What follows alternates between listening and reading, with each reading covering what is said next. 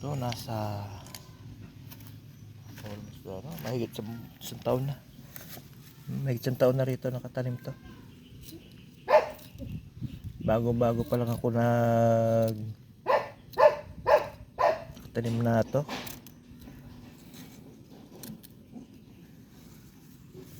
Linisin natin siya ngayon. Tanggalin natin yun.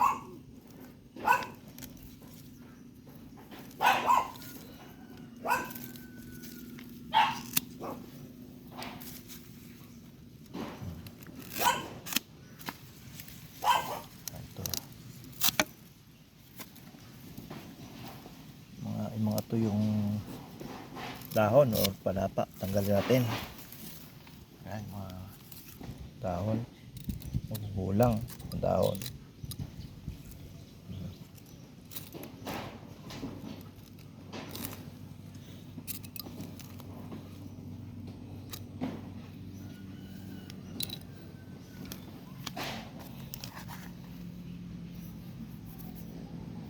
Ayun na siya ngayon, no?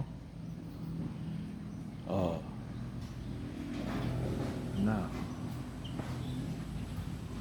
Yan na siya. Diba? Pero maliit pa rin ang kanyang puno. Linisin natin.